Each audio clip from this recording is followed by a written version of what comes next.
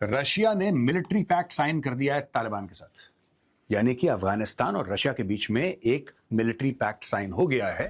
रूस अब पहला ऐसा देश बन गया है जिसने काबुल के साथ सीधे तौर पर सैन्य डील की। इस समझौते के तहत रूस तालिबानी सेना को एडवांस एयर डिफेंस सिस्टम, सैन्य तकनीक, हथियारों का रखरखाव और सबसे बढ़कर रूसी कमांडो की स्पेशल मिलिट्री ट्रेनिंग दे सकता है। Russia and the Taliban have signed a military pact after Defense Minister Mohammad Yaqoob met Russian Security Council Secretary Sergei Shoigu at the International Security Forum. तो अमेरिकन तो चाहते थे कि Russia और China का influence वहां पे ना हो। अब वो इन्फ्लुएंस भी आ गया और दूसरे नंबर पे इंडियन इन्फ्लुएंस ऑलरेडी वहां पे है। तो क्या गेम खेली जा रही है अफगानिस्तान के अंदर by the Russians and Indians? पैंटें गीली हो गई हैं, वैसे तो पीली पहले से थी, अब गीली भी हो गई हैं। रशिया ने साइन किया अनप्रेसिडेंटेड मिलिट्री एक एग्रीमेंट विद तालिबान। तालिबान की वो गवर्नमेंट है जिसको पूरी दुनिया में किसी ने रिकॉग्नाइज नहीं किया, वहां पर रशिया पहुंच गया है। इस खित्ते से मुतल्लिक सबसे बड़ी खबर यह सामने आ रही है कि रूस और अफगानिस्तान के दरमियान एक फौजी मुआहिदा हो चुका है और कहीं ना कहीं चीन भी इसका खैर मकदम कर रहा है। अलबत्ता पाकिस्तान से मुतल्लिक ये कहा जा सकता है कि इस पर कंसर्न है, तशवीश का इजहार है और पाकिस्तान ने सिफारती चैनल के जरिए चीन को भी और ख़ुद अफगानिस्तान को भी ये पैगाम पहुँचा दिया है कि अब बस बहुत हो चुका है। पाकिस्तान अफगानिस्तान के साथ अब किसी भी तरह की कोई गुफ्तो शनीद का सिलसिला जारी नहीं रखे। रूसी NSA और अफगानिस्तान के रक्षा मंत्री ने मिलकर एक फाइल पर साइन कर दिया।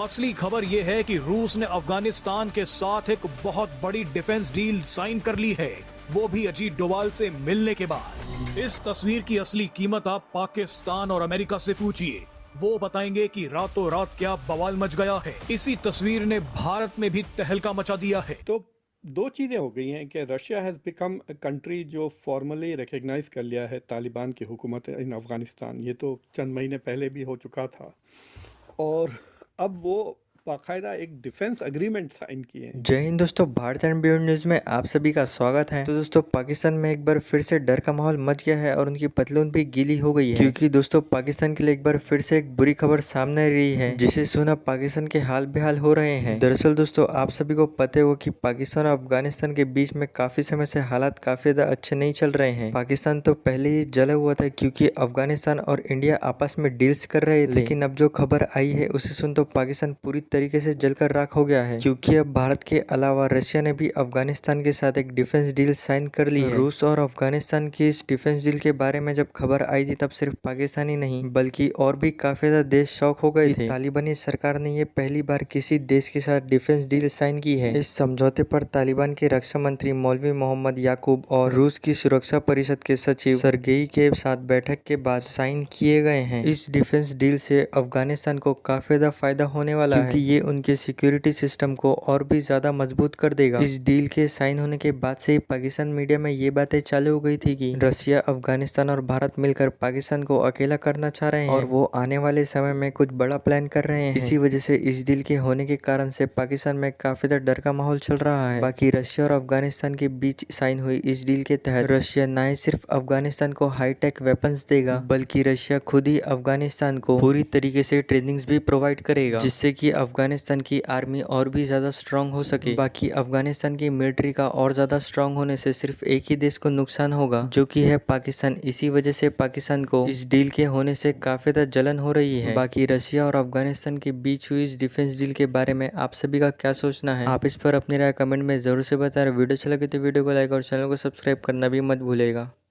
डॉक्टर साहब, सबसे पहले हम बात करेंगे, आपकी वीडियो में एक देख रही थी और आप उसमें बड़े परेशान मुझे लग रहे थे कि तालिबान के साथ रशियंस जो हैं वो भी बात कर रहे हैं सर उनके साथ, और वेपन्स की बात भी हो रही है, और साथ साथ अजीत डोवल साहब जो है उन्होंने भी मॉस्को में मुलाकात की है। तो ऐसी क्या बात है कि पाकिस्तान बार बार कह रहा है कि हमारे यहाँ जी टेररिज्म हो रही है और अफगानिस्तान से हो रही है, और बहुत बार हमने ये सब कुछ कहा है, लेकिन बाकी दुनिया जो है वो इंगेज कर रही है अपने आप को तालिबान के साथ। मैडम, ये तो बाकी दुनिया को बताना चाहिए कि ना वो क्यों कर रहे हैं। फॉर एग्जाम्पल, रशिया ने कहा कि 23,000 दहशतगर्द मौजूद हैं अफगानिस्तान। ये रशिया की फॉरेन ऑफिस की स्टेटमेंट है अभी से 2-3 माह पहले, जब पाकिस्तान ने अफगानिस्तान पे हमला किया। तो सवाल ये है कि रशिया जब ये कहता है कि अफगानिस्तान में 23,000 दहशतगर्द हैं और उसमें से 10-12 हज़ार फॉरेन दहशतगर्द हैं, तो फिर सवाल तो रशिया से पूछना चाहिए कि आप किस चीज़ का डिफेंस एग्रीमेंट कर रहे हैं तालिबान के साथ। सवाल तो रशिया से बनता है ना इस चीज़ का। और रशिया, पाकिस्तान चाइना, ईरान, हमारा आपस में एक एक 4 मुल्कों का क्वाड्रिलेटरल एक अरेंजमेंट भी था, जिसपे ये कहा गया कि अफगानिस्तान के अंदर मल्टीपल दहशतगर्द जमातें मौजूद हैं। तो अगर वहाँ पे मल्टीपल दहशतगर्द जमातें मौजूद हैं, जिसको चाइना, रशिया, ईरान और पाकिस्तान मल्टीपल जगहों पे मुख्तलिफ कॉन्फ्रेंसेस में ये बातें कर चुके हैं, तो फिर ये क्यों है? सवाल तो बनता है ना, ये एक बड़ा एक लॉजिकल सवाल है कि भाई ये सारे तो कहते हैं वहाँ पे दहशतगर्द जमातें मौजूद हैं, लेकिन कहते हैं कि नहीं हम वहाँ मौजूद हैं, लेकिन क्योंकि हमें कुछ नहीं कहते, लेकिन क्योंकि हमारे लिए दर्द सर नहीं है तो हम खामोश हैं, लेकिन वहाँ पे ये हैं मौजूद। तो इस सवाल तो मैं टेक्निकली पूछना चाहता हूँ कि भाई हमारे लिए दर्द सर नहीं है, वो दर्द सर किसी और मुल्क के लिए है। बंदे तो किसी और मुल्क में मारे जा रहे हैं, रशिया चाइना में तो नहीं मारे जा रहे, या ईरान में तो नहीं मारे जा रहे। मैं जस्ट एक मिसाल दे रहा हूँ। तो वो ये हमें तो हम भी आपकी तरह इस सवाल को स्टडी कर रहे हैं और समझने की कोशिश कर रहे हैं। लेकिन डॉक्टर साहब यही बात तो फिर वही आ जाती है कि भारत जो हमें कहता है और कि जी हमारे यहाँ जो है दहशतगर्द जो ऑर्गेनाइजेशन है वो मौजूद हैं, यहाँ पर हाफिज सईद, मसूद अजहर और कई लंबी लिस्ट जो है वो यूएन डेजिग्नेटेड टेररिस्ट जो है वो पाकिस्तान में पाए गए हैं। तो उस वक्त पाकिस्तान भी यही कहता है कि नहीं यहाँ तो ऐसा कुछ नहीं है और यहाँ कोई भी नहीं है। और ये बात हमें अफगानिस्तान भी कहता है कि हमारे यहाँ टेररिस्ट है। ये बात हमें ईरान ने भी एक बार हमारे यहाँ अटैक किया था कि टेरर कैंप पर अटैक किया। तो जब हमारे ऊपर आता है तो हम कुछ और कहते हैं, और अगर दूसरे के ऊपर हो तो हम कहते हैं जी ये तो बिल्कुल गलत हो रहा है। क्योंकि जिन लोगों ने हमारे ऊपर एलिगेशंस लगाई, चाहे वो अफगानिस्तान हो या भारत हो, तो उन लोगों ने भुगता है ना सर यहाँ से जो टेररिज्म हुई है या क्रॉस बॉर्डर टेररिज्म कह लीजिए। तो ये चीज हम जब अपने ऊपर दूसरी तरह से देखते हैं तो फिर हम अफगानिस्तान को कैसे ब्लेम कर सकते हैं? डॉक्टर साहब ये बताएं कि जो पहलगाम का वाकया हुआ, इंडिया ने पाकिस्तान पे किस जमात पे इल्जाम लगाया कि उसने करवाया? सही, यहाँ पहलगाम की तो बात ही नहीं हो रही ना। नहीं। आप देखें जो रिसेंट उन्होंने तो मुंबई अटैक से उड़ी, पुलवामा, पठानकोट। मैं आपके सवाल में ही आपसे बात करना चाहता हूं। इंडिया के अंदर पहलगाम का वाकया हुआ, दहशतगर्दी का। मसूद अजहर का उन्होंने कहा था ना, मसूद अजहर के ठिकानों पे उन्होंने अटैक भी किया। सुने तो सही ना, सुने तो जी नाम लिया उन्होंने, और ये किस जमात का जिक्र किया कि इस जमात ने पहलगाम का वाकया करवाया, और हमारे पास ये सबूत मौजूद है किस जमात ने करवाया और किस और क्या सबूत दिए। एक होता है कि जी आपने बात कहां से शुरू की, मुंबई की। मुंबई कब हुआ था इंसिडेंट? सर वो तो आई थिंक 2008 की बात है, या और अभी हम बैठे हैं 2025 में।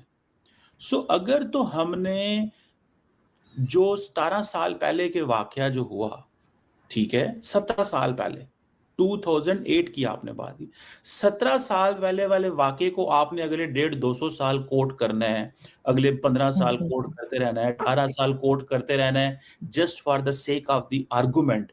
वो तो आप अफगानिस्तान के बारे में कहते हैं, और सर ये क्या बात हुई कि हम जो है वो मुंबई अटैक को नहीं बात कर सकते? सर हम तो 1400 साल वाली बातों भी अभी तक किया करते हैं मुसलमान, तो उसका क्या मतलब है कि ना किया करें? तो सर अगर आप मुंबई अटैक को नहीं डिस्कस करना चाहते या किसी और को, तो ऐसे कि अगर आप कह रहे हैं कि सर प्रूफ क्या दिया है, तो सर वो तो हमने भी जहाज गिरने का नहीं दिया। सैटेलाइट इमेजेस जो है वो इंडिया वाले कह रहे नहीं हमें दिखाइए, वो हम नहीं दिखा रहे। हम कह रहे बस हमने कह दिया कि गिरा दिए तो गिरा दिए। तो सर ऐसे थोड़ी होते हैं हालात। सही मैं यही कह रही हूँ ना कि जो बात आप अफगानिस्तान को कह रहे हैं, ये सारे इल्जाम तो पाकिस्तान पर भी लगे थे, लेकिन अफगानिस्तान नहीं मान रहा, हम भी नहीं मान